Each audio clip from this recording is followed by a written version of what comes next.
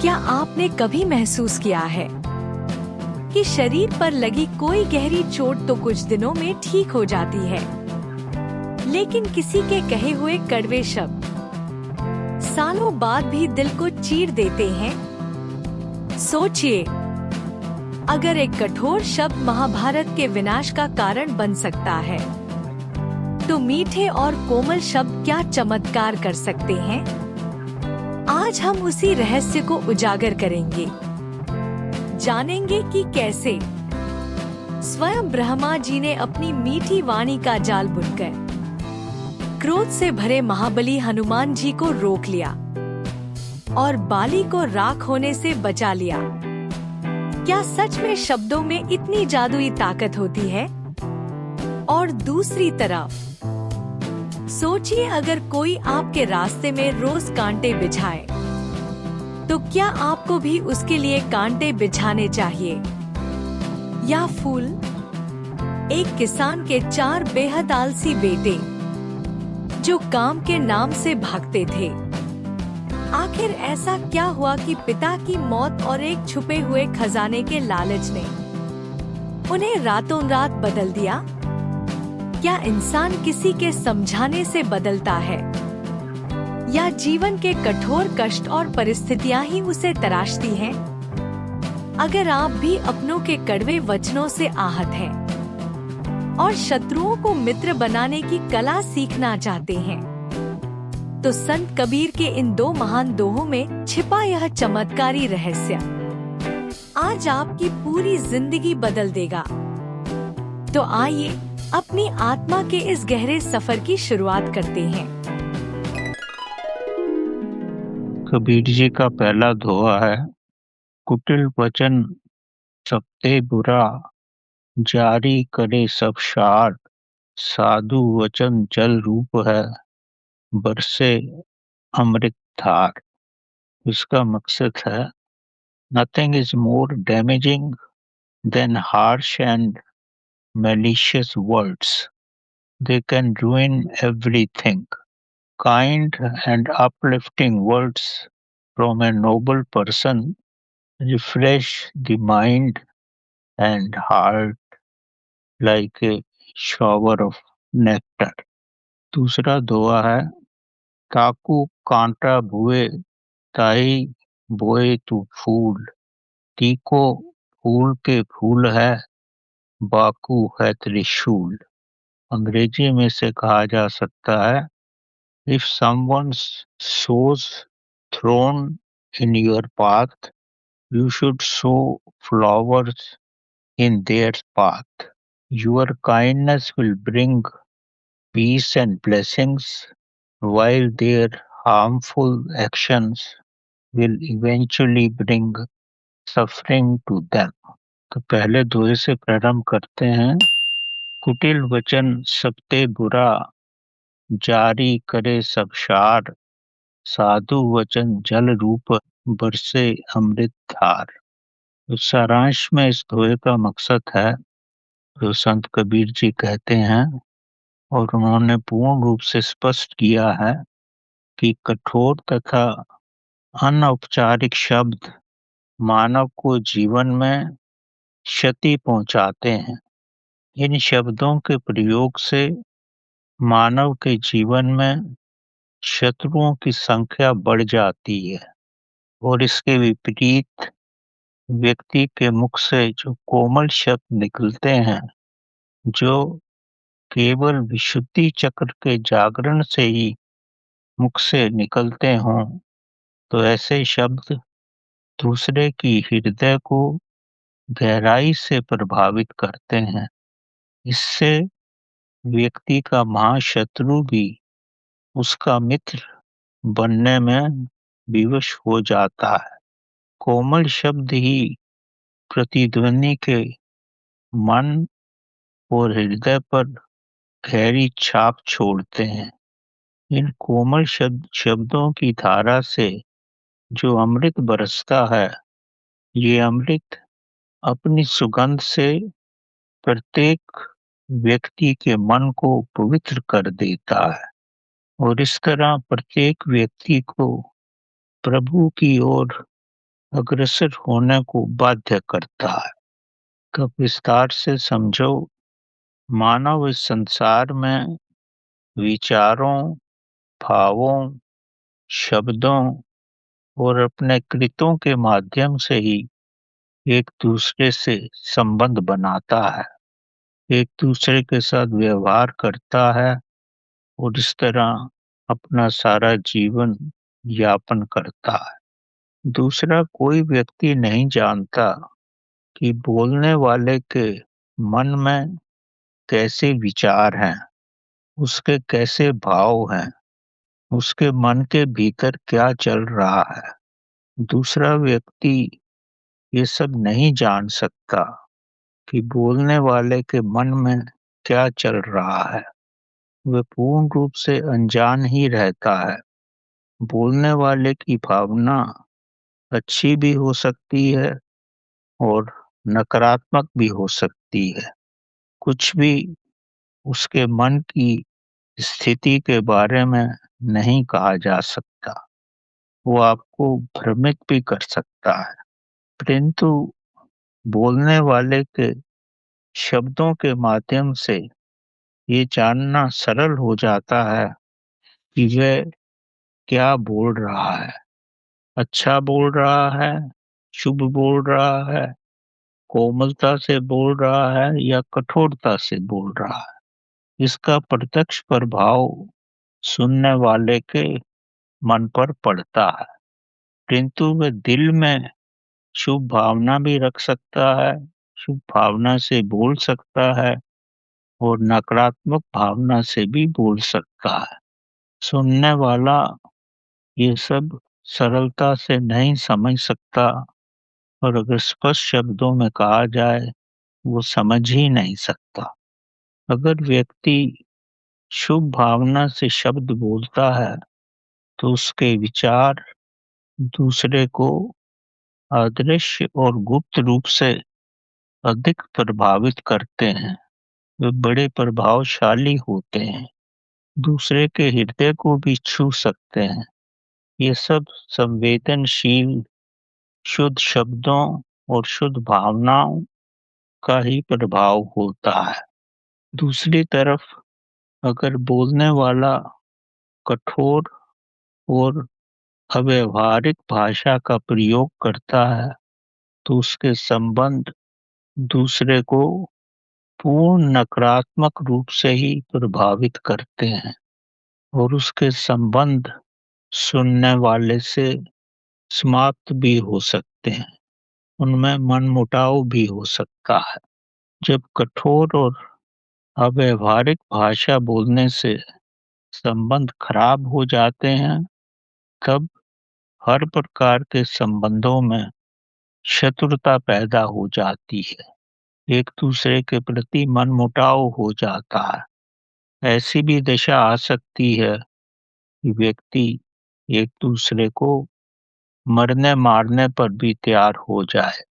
व्यक्ति किसी की भौतिक मार को समय से भुला देता है अथवा वो भूल जाता है, पर उसके द्वारा बोले हुए कठोर शब्द सुनने वाले की चेतना में ही अंकित हो जाते हैं। सुनने वाला ये सब जीवन भर नहीं भुला पाता। कोई भी भौतिक आघात और कृत्यों द्वारा दिया हुआ आघात समय की प्रारंभिक दशा में ही रहता है। भौतिक ऊपरी घाव समय से भर जाते हैं और फिर संबंध सुधर जाते हैं। कुछ समय के बाद घावों का नाम निशान भी नहीं रहता। समय से सब मिट जाता है, सब सामान्य हो जाता है, जैसे कुछ हुआ ही ना हो।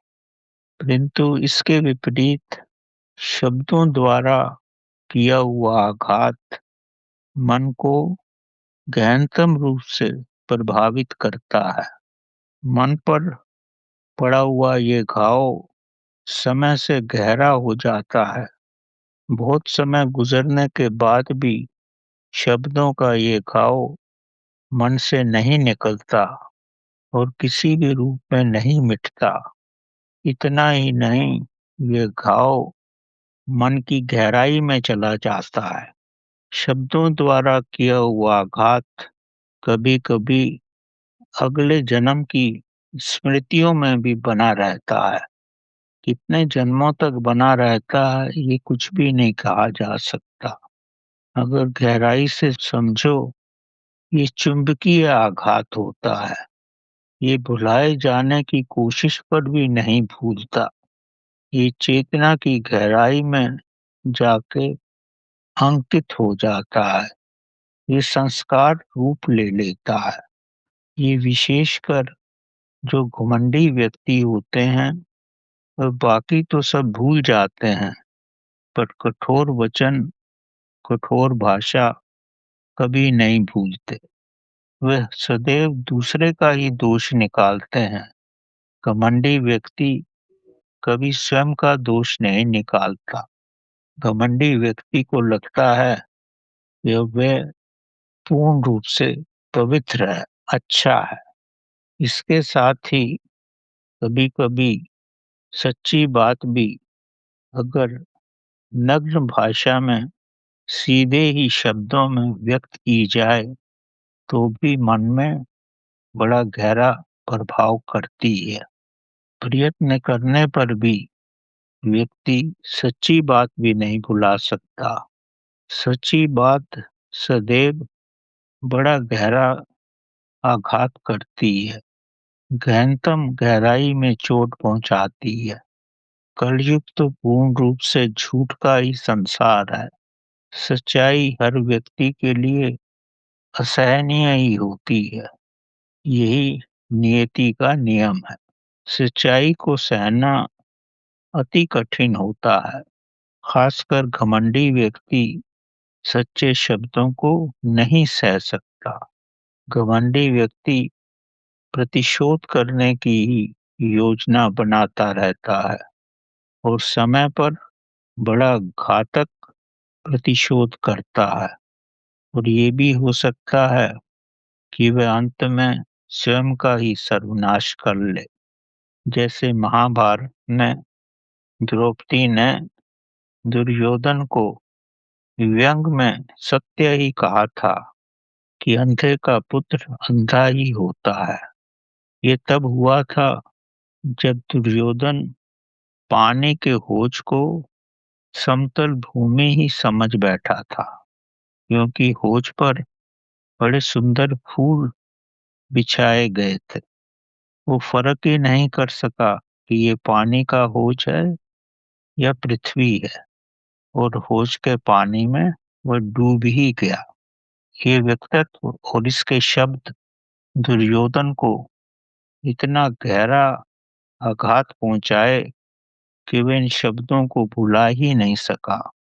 ये सब उसकी चेतना में ही उतर गए थे, क्योंकि दुर्योधन अपने मन से बड़ा ही घमंडी था।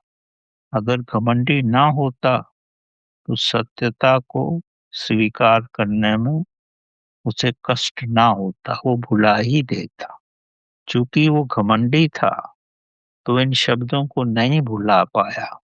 अंत में इसी कारण से बदला लेने के लिए भरी सभा में द्रौपदी का चीरहरण हुआ। इसी कारण से महाभारत युद्ध की भी नींव पड़ी और अंत में कौरव परिवार का सर्व सत्यानाश ही हो गया और लाखों व्यक्तियों की मृत्यु हुई। इसका प्रारंभ सत्य बोलने पर जो कठोर व्यंग किए गए शब्दों के माध्यम से उसी का परिणाम था। कठोर शब्द अगर सत्य भी हों, तो भी भयंकर सर्वनाश ही कर सकते हैं। सच्चाई को कोई भी सांसारिक व्यक्ति सहने में स्वयं को असफल ही पाता है। केवल प्रिय, कोमल, शुद्ध वचन मन और हृदय को शांति देते हैं और हर प्रकार की शांति प्रदान करते हैं। ये प्रिय और कोमल वचन ही अमृत की वर्षा करते हैं। प्रिय और कोमल वचन प्रतिद्वंदियों के हृदय में भी अमृत ही बरसाते हैं। प्रतिद्वंदी के कोमल वचनों को जो प्रभावित करता है, उससे शत्रु भी हार मान लेता है, शत्रुता भी छोड़ देता है। इसका मकसद ये है, अगर शत्रु को भी आप अति कोमल और प्रिय वचनों से संबोधित करो, तो शत्रु भी आपका मित्र बन सकता है। कोमल और कृत्रिम वचन मकसद बनावटी वचन कोमल भी हों तो भी शत्रु को भ्रमित कर सकते हैं। वचन मात्र कोमल होने चाहिए, सच्चे हों या कृत्रिम हों, किसी को भी भ्रमित कर सकते हैं।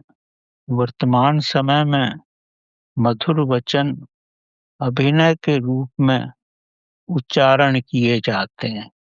मधुर वचनों का अभिनय के रूप में ही प्रयोग होता है। अगर हृदय में प्रतिशोध की भी भावना हो, फिर भी मधुर वचन अपना प्रभाव डालते हैं। आधुनिक समाज में व्यक्ति मन, वचन और कर्म से भिन्न ही होता है। किसी पे भरोसा करना अति कठिन होता है, क्योंकि अभिनय करने में सभी पारंगत होते हैं, अभिनय करने में पूर्ण कुशल होते हैं। हर व्यक्ति दूसरे को भ्रमित करने का प्रयास करता ही रहता है। जो सरल व्यक्ति होता है, वो इन शब्दों की चाल में बड़ी सरलता से फंस जाता है। किसी भी रूप में देखो, मधुर वचन अमृत का ही काम करते हैं। हर रूप में सहायक होते हैं। अगर वो हृदय से बोले जाएं या ऊपरी मन से बोले जाएं, अपना प्रभाव किसी न किसी रूप में डालते ही हैं। दूसरे को भ्रमित करने में बड़े कुशल होते हैं। अगर व्यक्ति दिखावटी कोमल वचन बोलता है, जो अक्सर समाज में बोले ही जाते हैं, पर बोलने वाले के नेत्र सत्यता प्रकट कर देते हैं। इसको समझने की आवश्यकता है। जो नेत्रों में झांकने की क्षमता रखते हैं, उन्हें स्पष्ट हो जाता है ये मधुर वचन हृदय से निकले हैं या केवल जीवा का ही एक अभिनय है। ये आवश्यक है कि कोमल वचनों के भरमजाल में मानव को नहीं फंसना चाहिए, सावधान रहना चाहिए। पर फिर भी साधारण और सरल भोले व्यक्ति फंस ही जाते हैं, क्योंकि वे बोलने वाले की आंखों में कुछ भी स्पष्टता से नहीं देख सकते। जो व्यक्ति बोलने वाले की आंखों को स्पष्टता से देख लेता है, तो वो इनके जाल में नहीं फंसता। देखना और समझना सुनने वाले को आना चाहिए, पर वास्तव में ये नहीं होता। किसी भी व्यक्ति को कोमल शब्दों से बड़ी सरलता से भ्रमित किया जा सकता है। यही संसार में हो रहा है। ये अभिनय का ही संबंधों में एक प्रभाव है। जो जितना ज्यादा अभिनय कर सकता है, वही संसार में उतनी ही सफलता पाता है। ये आप स्वयं भी समाज में अनुभव कर सकते हैं। अब प्रश्न उठता है कि कठोर व्यक्ति कैसे कोमल वचन बोले, अगर वो वास्तव में कोमल बनना चाहता है। वास्तव में हृदय से कोमल प्रभावशाली वचन तभी मानव के मुख से निकल सकते हैं, जब उसकी कुंडली शक्ति विशुद्धि चक्र पर पहुंच जाती है। तब उसकी वाणी पवित्र हो जाती है।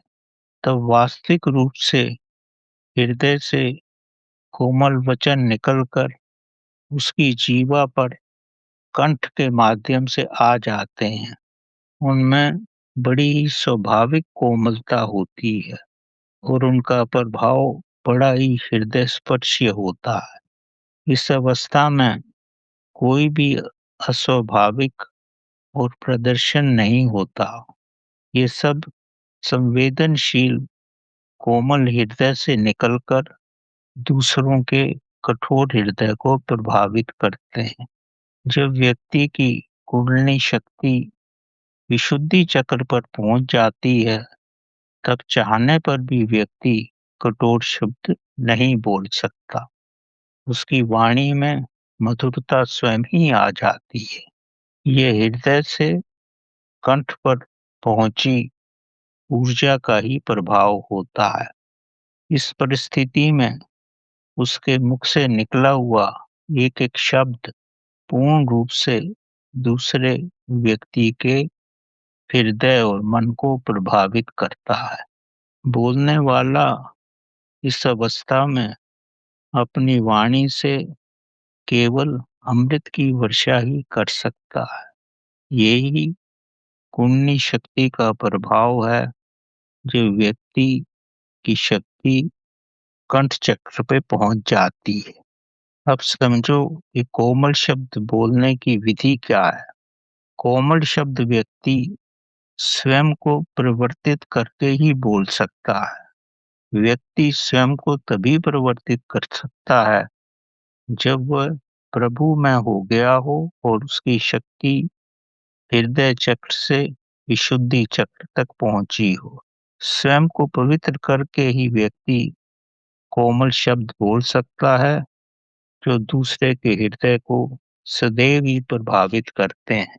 स्वयं का परिवर्तन और कोमल अमृतमय वचन उसके मुखारबिंद से तभी निकलते हैं जब व्यक्ति में धैर्य हो, जब उसका मन पवित्र हो गया हो, उसके हृदय में केवल प्रेम हो, कठोरता शून्य मात्र भी ना हो, जब वह सब में अपनी जैसी आत्मा का अनुभव करता हो, तभी कोमल वचन बोल सकता है। जब ईर्ष्या और द्वेष से व्यक्ति ऊपर उठ जाता है, तभी उसके मुखारबिंद से पवित्र कोमल वचन ही निकलते हैं। तब उसका क्रोध शून्य हो जाता है, उसमें पूर्ण रूप से सात्विकता आ जाती है और इस अवस्था में उसका घमंड वाष्पीभूत हो जाता है। घमंड रहता ही नहीं। ये सब तभी मुमकिन होता है जब मानव प्रतिदिन ध्यान करे, प्रभु के साथ बैठे, यम नियम का पालन करे, ब्रह्म के अनुसार जीवन यापन करे, अपने श्वासों पर ध्यान रखे, मंत्र जाप करे, मंत्र जाप करे भी और स्वयं भी सुने और उसमें पूर्ण रूप से डूब भी जाए। इस अवस्था में अमृत की एक एक बूंद जो उसके हृदय से निकलती है, वह पत्थर को भी अपनी नाजुक चोट से द्रव्य यानी पानी का रूप बना देती है।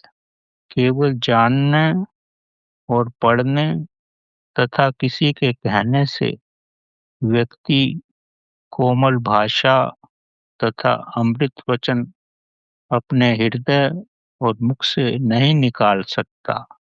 ये तभी मुमकिन है जब उसमें आध्यात्मिक शक्ति का प्रवाह हो जाए। जब व्यक्ति स्वयं को परिवर्तन करने में सफल हो जाता है, तभी उसके मुखारबिंद से मधुर वचन निकलते हैं। तब उसका कोई शत्रु नहीं रहता। अगर कोई शत्रुता प्रकट भी करे, तब वह स्वयं के जीवन को ही हानि पहुंचाता है, स्वयं का ही नुकसान करता है। ऐसा पवित्र व्यक्ति स्वभाव और वाणी से हृदय की गहराई से कोमल हो जाता है। हर कोई फूल की तरह ही उसकी वाणी की सुगंध में प्रभु की सुगंध यानी दैविक सुगंध का अनुभव करता है। वे अपने शत्रुओं से भी मधुर बात करता है, दूसरों को शीतल करता है और दूसरों को शीतल करना ही उसका स्वभाव बन जाता है। दैविक रूप उसके नेत्रों और वाणी से ही झलकते हैं। यही उसकी साधना का परिणाम होता है जब उसमें पार्वती की शक्ति का उदय हो जाता है। वह किसी का हित करने की सोच भी नहीं सकता। वह सदैव प्रभु के सानिध्य में ही रहता है। सरस्वती यानी ज्ञान की देवी सदैव उसकी जीवा पर ही रहती है। वह कोमल वचनों के अलावा और कुछ बोल ही नहीं सकता। ये सब ज्ञान उसके भीतर से आता है। ये सब उसके प्रयत्न करने से नहीं आता। प्रयत्न करने से कोई कोमल शब्द नहीं बोल सकता जब तक उसका जीवन ही परिवर्तित ना हो गया हो, जब तक उसका ये स्वभाव ही ना बन गया हो। यही तप, ध्यान, प्रभु कृपा और प्रभु प्रेम की महिमा है। ऐसा महान व्यक्ति अपने आराध्य के प्रति यानी प्रभु के प्रति किसी भी अशुद्ध और नकारात्मक विचारों को नहीं सहन कर सकता। वह प्रभु की आलोचना किसी भी रूप में सहन नहीं कर सकता, क्योंकि ये सब गुण उसने अपने आराध्य से ही प्राप्त किए हैं, अपने प्रभु की साधना से ही प्राप्त किए हैं। ये उनकी कृपा का ही फल स्वरूप है। उसका आराध्य, उसका प्रभु, उसका गुरु उसकी हर रूप में रक्षा करते हैं और हर रूप में उसके सहायक होते हैं। एक कथा के माध्यम से आप इसको गहराई से समझ सकते हो। ये एक बड़ी रोचक पौराणिक गाथा है। जब हनुमान अपने प्रभु राम के लिए कहे हुए साधारण अपमानजनक शब्द को भी नहीं सह सके, क्योंकि भगवान राम तो उनकी सांसों में बसते थे। वो स्वप्न में भी नहीं सोच सकते कि भगवान राम के प्रति एक साधारण अपमानजनक शब्द भी कोई बोल सकता है। हनुमान शक्तिमान होते हुए भी प्रभु के अनन्य प्रेमी भक्त और प्रभु सेवक थे, परंतु अपने हृदय से इतने शक्तिशाली होते हुए भी अति कोमल थे। प्रभु राम के प्रति एक अपमान का साधारण सा झोंका भी उनके लिए असहनीय हो जाता था। वे अपनी इस असहनीय अवस्था में प्रभु राम के लिए कुछ भी करने को तैयार रहते थे। अगर गहनतम रूप से देखो तो हनुमान किसी न किसी रूप में प्रभु के रूप ही थे। कथा कहती है कि एक बार बाली के मुख से राम के प्रति कुछ साधारण अपशब्द किसी कारणवश निकल गए, क्योंकि ब्रह्मा के वरदान से बाली स्वयं को बड़ा शक्तिशाली समझता था। बाली के वचन से हनुमान अति क्रोधित हो गए और बाली को सबक सिखाने के लिए उसके साथ युद्ध करने को तैयार हो गए। पर बाली को वरदान था कि जिससे भी बाली युद्ध करेगा तत्क्षण ही आदि शत्रु की शक्ति बाली में समावेश कर जाएगी। तो यह स्वाभाविक था कि उसकी अपनी शक्ति और शत्रु की आदि शक्ति का उसके स्वयं में समावेश होने से बाली अधिक शक्तिशाली बन जाएगा और वह शत्रु को सरलता से पराजित कर देगा। वह किसी भी रूप में जीतने में सक्षम था।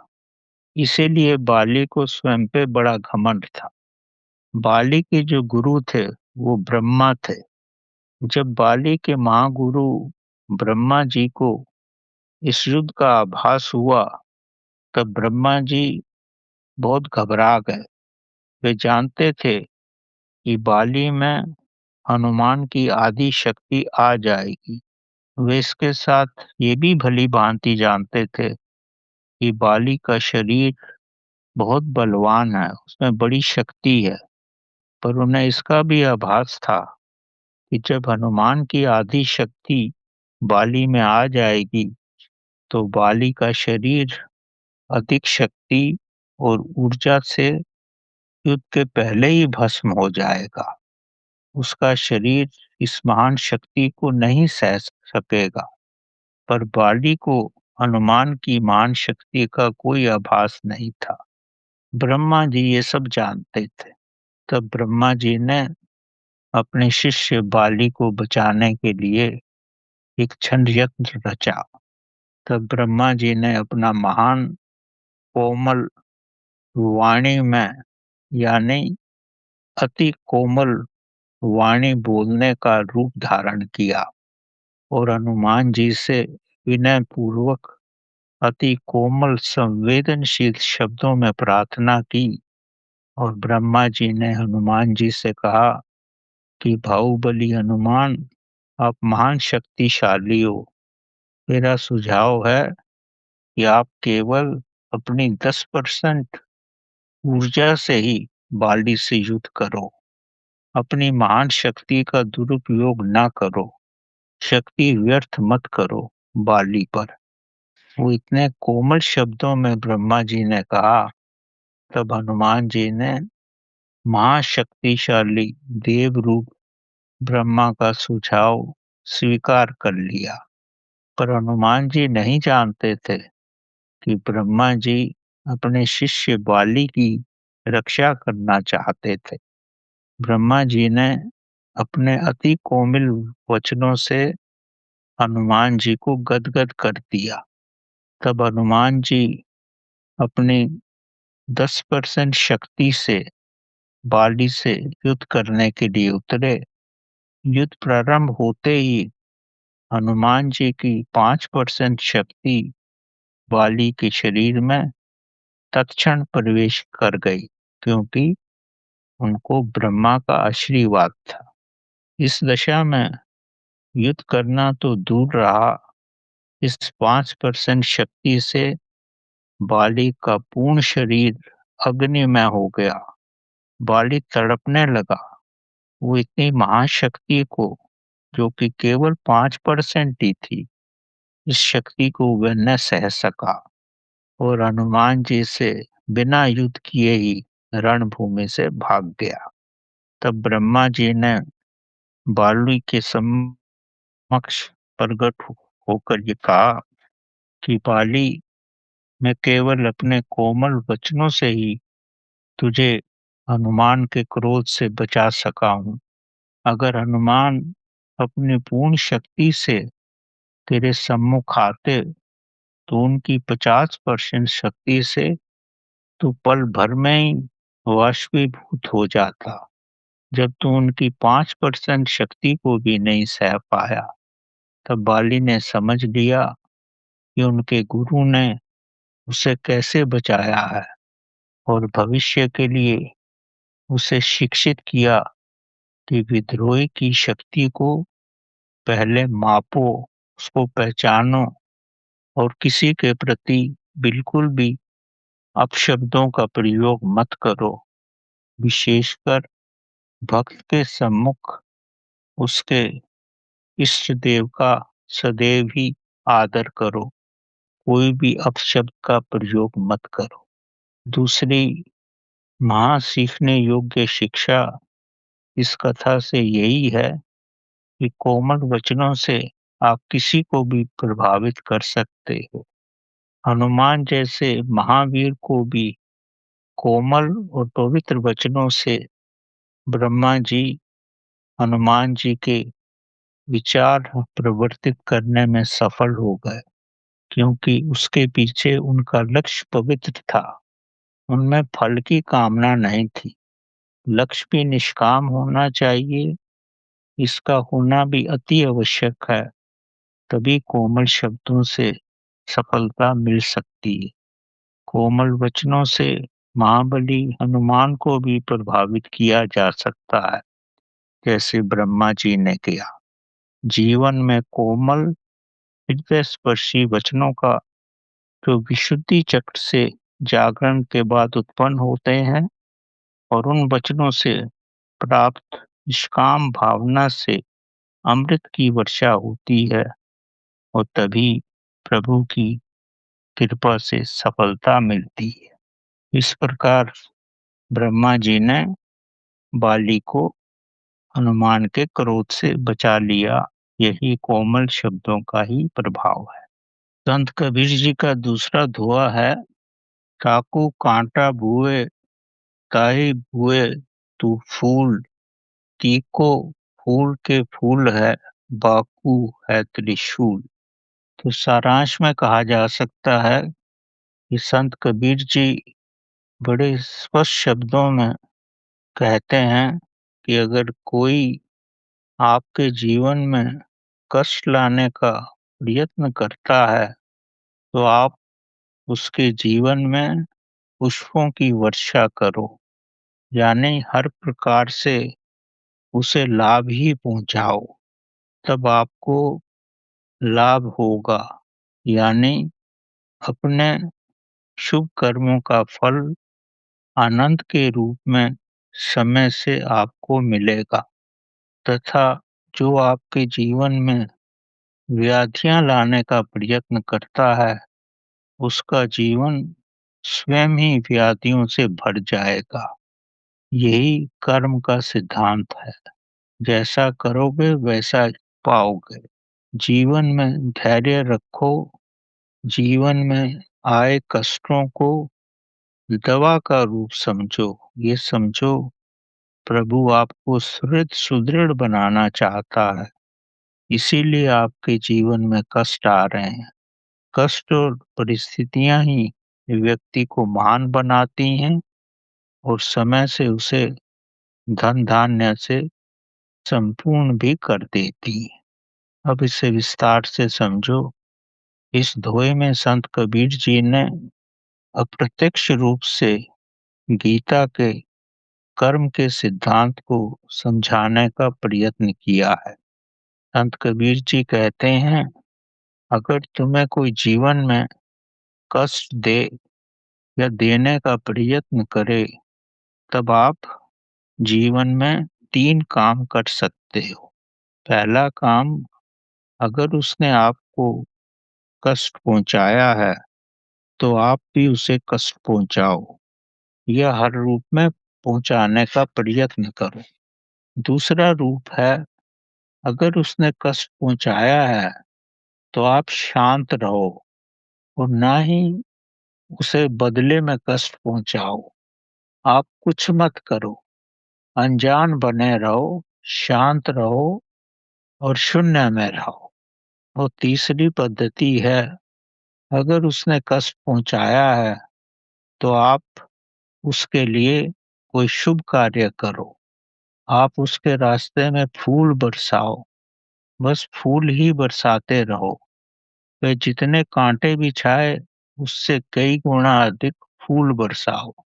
तब एक समय ऐसा आ जाएगा कि उसके बिछाए हुए कांटे आपके बिछाए हुए फूलों के अपार वजन से दब ही जाएंगे। तब उनके कांटों का नुकीलापन स्वयं ही समाप्त हो जाएगा। तब उस व्यक्ति को अपने हृदय में ग्लानि का अनुभव होगा कि मैं जिसे कष्ट दे रहा हूँ वह मुझे मिठाई ही खिला रहा है। तब ऐसे व्यक्ति भले व्यक्ति की महत्ता को समझने में समक्ष हो जाएंगे। तभी उनका जीवन परिवर्तित भी हो सकता है।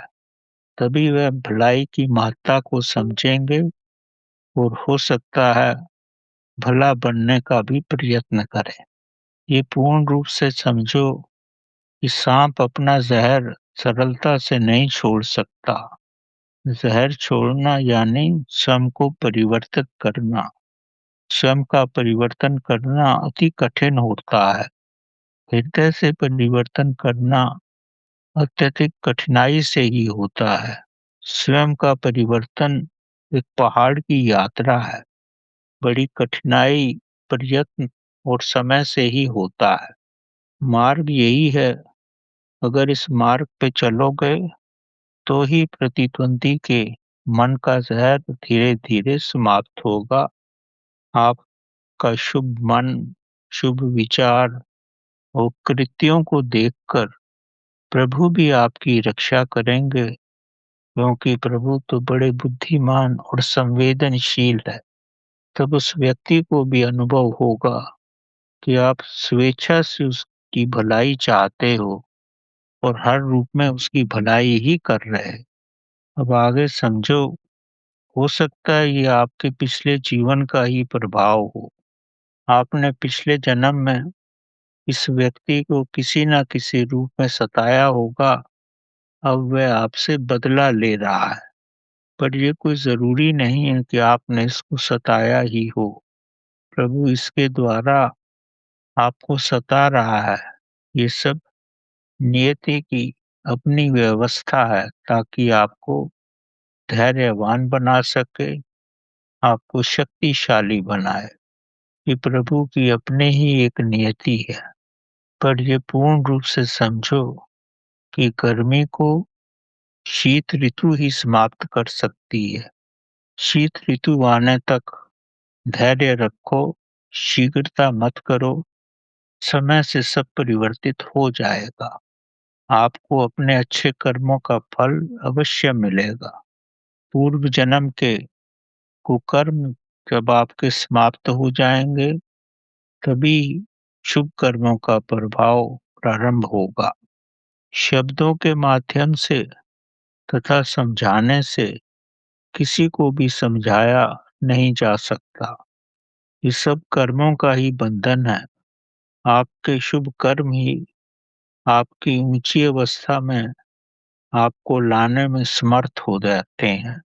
विधि यही है कि शुभ कर्म करो, प्रतीक्षा करो, धैर्य रखो और फिर प्रभु पर छोड़ दो। प्रभु की नीति के अनुसार आपको अपने शुभ कर्मों का और सहनशीलता का फल समय से अवश्य प्राप्त होगा। और जो कांटे बिछा रहा है, दुष्ट कर्म कर रहा है, समय से उसके जीवन में प्रभु उसी तरह के कष्ट लाएगा या उससे भी भयंकर कष्ट ला सकता है। वह व्यक्ति कष्ट ही पाएगा किसी न किसी रूप।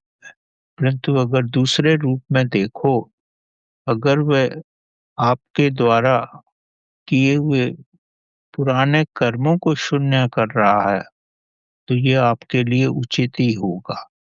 अगर वह ये करके अपने कुकर्म बढ़ा रहा है, तो वह अवश्य ही कष्ट पाएगा। यही नियति का विधान है। जैसा कोई करता है वैसा ही पाता है।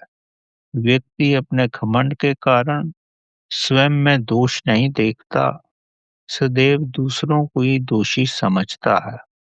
किसी न किसी रूप में हमारे चारों ओर यही सब कुछ होता है। समय बदलता रहता है। जब उसके जीवन में सफलता के दिन समाप्त हो जाएंगे, रात्रि का समय आ जाएगा, तब स्वयं ही उसे अपनी त्रुटियां दिखाई देने लगेंगी कि वो किस तरह से आपको कष्ट दे रहा था। ये सब समय आने पर ही होता है। यही प्रभु की नियति है। आपके समझाने से तथा अच्छे उदाहरणों से व्यक्ति नहीं बदलता। उसके जीवन की कठिनाइयां, समस्याएं और जब उसके जीवन में सफलता विफलता में बदलती है, तभी वे स्वयं के दुर्गुणों को देख सकता है। वास्तव में जो कष्ट पा रहा है, वह उसके अपने ही किए हुए कर्मों का फल है। उसे धैर्य रखना अति आवश्यक है। उसका ये ज्ञान ही उसको बचा सकता है। और दूसरे रूप में समझो कि प्रभु आप सुदृढ़ बनाना चाहता है, इसलिए ही कष्ट दे रहा है। वास्तव में सबसे सरल विधि एक ही है कि कष्ट पाने वाला शांत ही रहे, शून्य अवस्था में ही रहे, पुष्पों का मार्ग बनाने का भी प्रयत्न न करे, स्वयं को दृढ़ रखे, सहनशीलता को बढ़ाए, तभी वह अपने सुख और दुखों से ऊपर उठने में सक्षम हो सकता है। ना जीवन में पुष्पों की वर्षा करे और ना ही कांटों को किसी के रास्ते में बिछाए।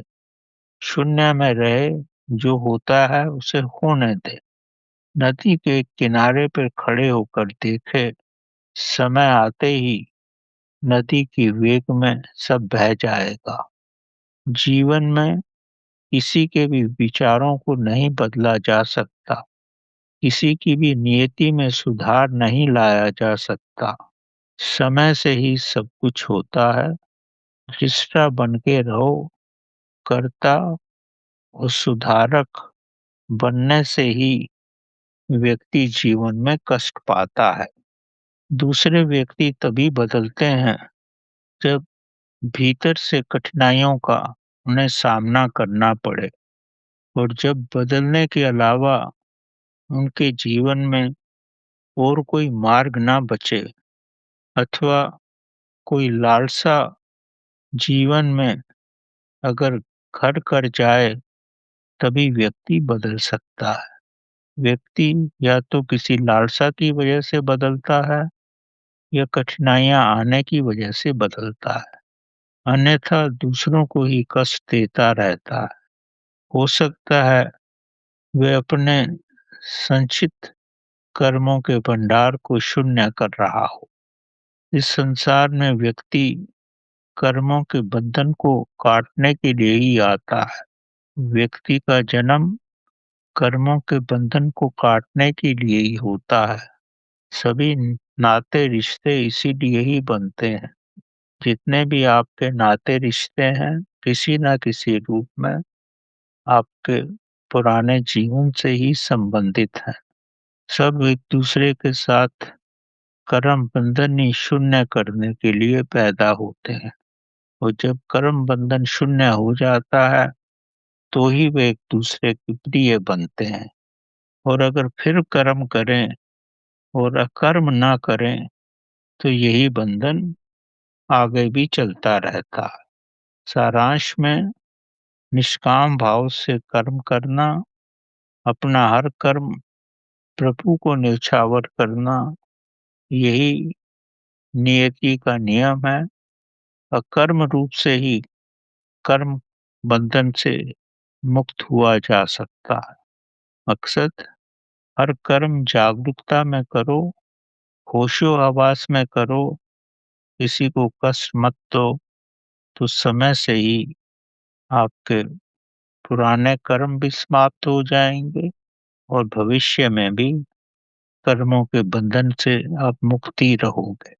तो एक कथा है, ये बड़ी रमणीक कथा के माध्यम से कबीर जी के इस दोहे को आप गहराई से समझ सकते।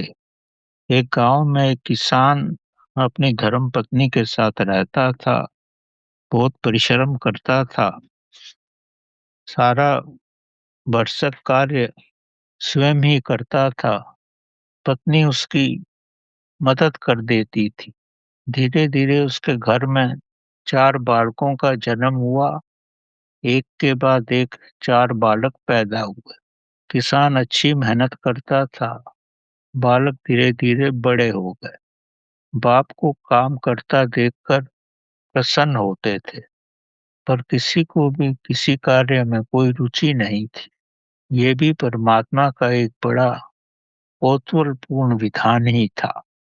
किसान अपने बच्चों को कार्य करने के लिए कहता था, पर चारों बच्चे इतने सुस्त और आलसी थे कि बुजुर्ग बाप के कार्य करते देखकर भी उसकी मदद नहीं करते थे। उनके मन में चींटी भी नहीं रेंगती थी। उन्हें कुछ बुरा भी नहीं लगता था कि बुजुर्ग बाप कार्य कर रहा है। माँ बाप कह कहकर परेशान हो गए, पर युवा होते हुए भी ये सब बाप के कार्य में हाथ नहीं बटाते थे और ना ही कोई अन्य कार्य करते थे। धीरे धीरे माँ बाप बुजुर्ग हो गए। घर में अनाज की भी कमी होने लगी। एक दिन माँ भी मर गई। अब बूढ़ा बाप ही बचा। वही कार्य करता, बच्चों के लिए खाना बनाता था। चारों युवा बच्चे खाते सोते, पर बाप के किसी भी कार्य में हाथ नहीं बटाते थे। बाप कह कर कर दुखी हो गया था, पर कोई लाभ नहीं हुआ। बाप की बात को सुनना ही नहीं चाहते थे। एक दिन बाप बीमार हुआ, पर फिर भी जवान बच्चों पर कोई प्रभाव नहीं पड़ा। कोई भी कार्य करके खुश नहीं थे। आखिर एक दिन आ गया, बाप ने खाट पकड़ ली। अब वह उठने के योग्य भी नहीं था, मरने ही वाला था कि चारों बच्चे उसकी खाट के चारों ओर आ गए थे। नियतिवश उसने जमीन की ओर संकेत किया और कहा कि मैंने बड़ा अमूल्य धन जमीन में एक घड़े में गाड़ा हुआ है। वे घड़ा निकालकर उस धन से आप चारों सुख से रह सकते। वह इशारा कर ही रहा था कि उसके प्राण पखेरु उड़ गए। बच्चों ने सुना कि बाप ने धन गाड़ा हुआ है, पर वह स्थान पूर्ण रूप से उन्हें पता न चल सका, क्योंकि तभी उसने प्राण त्याग दिए थे। पिता का अंतिम संस्कार उन्होंने किया। अब तो कोई काम करने वाला नहीं था, पर बाप की बात उन्हें भली भांति याद थी। तब बड़े भाई ने कहा कि हम चारों मिलकर उस स्थान को खोदते हैं जहां बापू ने इशारा किया था कि वहां घड़ा धन का गाड़ा हुआ है। इन चारों ने कभी जीवन में कार्य नहीं किया था। बड़ी कठिनाई से उन्होंने थोड़ी जमीन खोदी, पर उन्हें कोई घड़ा नहीं मिला। तब दूसरे भाई ने गहराई से खोदने का सुझाव दिया और उसने कहा कि अवश्य घड़ा मिलेगा जिसमें खजाना है, क्योंकि पिताजी झूठ नहीं बोल सकते। गहराई से उन्होंने उस स्थान को और खोदा, पर कुछ नहीं मिला। तब तीसरे भाई ने कहा कि बापू की उंगली के इशारे से अनुमान करना अति कठिन था कि वो किस दिशा में इशारा कर रहे थे, क्योंकि जमीन तो बहुत बड़ी है। काफी जमीन कई दिनों तक वो खोदते रहे। धन की लालच ही उनसे काम करवा रही थी। लगभग पूरी ही जमीन उन्होंने खोद दी। तब छोटे भाई ने कहा, जो थोड़ी सी और जमीन बची है उसे भी खोद देते हैं, क्योंकि बापू ने तो जमीन की तरफ इशारा किया था। स्थान तो हमें नहीं मालूम। हम सब खोदते हैं ताकि हमारे मन में शक ना रहे। तब पूरी जमीन चारों ने मिलकर खोदी, पर कुछ नहीं मिला। तब बड़े भाई ने कहा कि थोड़ी और गहराई से खोदते हैं, अवश्य कुछ मिलेगा। घड़े को सतह पर नहीं छुपाया जाता, घड़े को जमीन की गहराई में ही छुपाया जाता है। थोड़ा और खोदते हैं, घड़ा मिल सकता है। और खुदाई की गई। तब एक भाई को जमीन से बड़ी आवाज आई, जैसे घड़ा पड़ा हुआ है।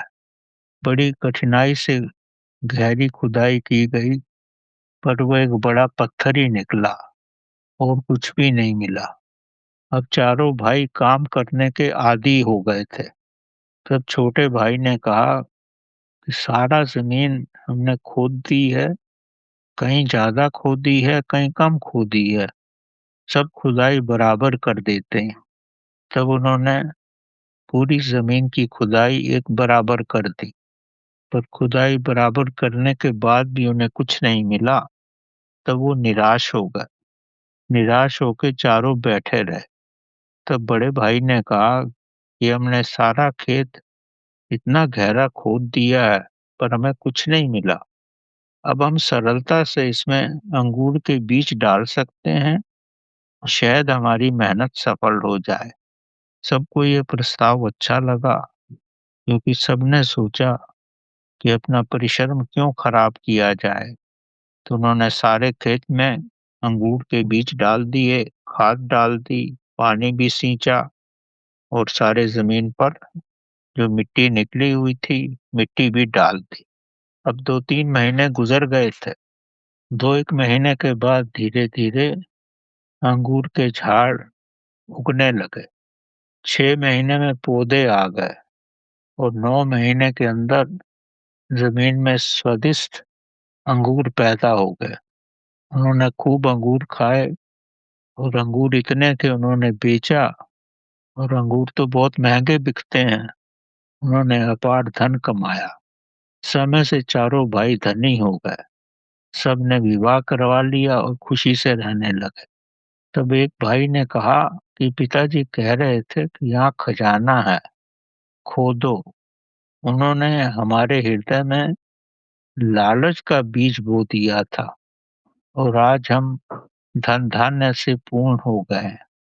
पिताजी कहते-कहते मर गए, पर हम आलसी ही बने रहे। कोई हमें परिवर्तन नहीं ला सका। हमारी लालच और हमारी भूख ने ही हमें बदला है।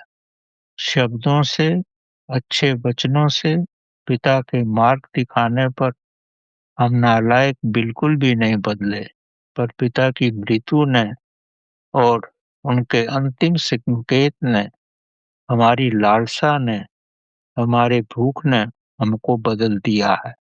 अब वे समझाने से किसी को भी समझाया नहीं जा सकता और ना ही फूल बरसाने से बदलता है। केवल हृदय की कामनाओं से, इच्छाओं से, लालच की भूख से, परिस्थितियों से तथा कष्टों से ही व्यक्ति का जीवन बदल सकता है। जब तक जीवन में कष्ट नहीं आते, जब तक व्यक्ति दाने-दाने को मोहताज नहीं होता, तब तक मन की भूमि नहीं खोदता, उसमें अंगूर रूपी प्रभु भक्ति नहीं डालता, तब तक विस्तार कैसे हो सकता है? कष्ट ही जीवन में रास्ता दिखाते हैं, परिस्थितियाँ ही जीवन में रास्ता दिखाती हैं। यही प्रभु का विधान है, तो कष्टों से मत डरो, कष्ट ही आपको आनंद के शिखर पर ले जाने के लिए आते हैं। कष्टों को प्रेम करो, कष्ट ही दुआ है। मन की गहनतम इच्छा ही परिश्रम से व्यक्ति को शिखर पर ले जाती है। व्यक्ति किसी के कांटे बिछाने से नहीं बदलता, न ही फूल यानी खुशियाँ देने से ही बदलता है। मन के परिवर्तन और समस्याओं का सामना करने की प्रवृत्तियों से ही बदलता है। मन बदलने से ही जीवन बदलता है, तभी संसार बदलता है और व्यक्ति के जीवन में खुशहाली आती है। तो किसी के कहने से, सुनने से व्यक्ति नहीं बदलता, परिस्थितियाँ और कष्ट ही व्यक्ति को बदलने में सफलता का एक मार्ग दिखाती हैं और यही प्रभु का विधान है, यही प्रभु की महिमा है और इसी तरह व्यक्ति कष्टों में पड़कर ही जीवन के शिखर पर पहुँचता है। धन्यवाद।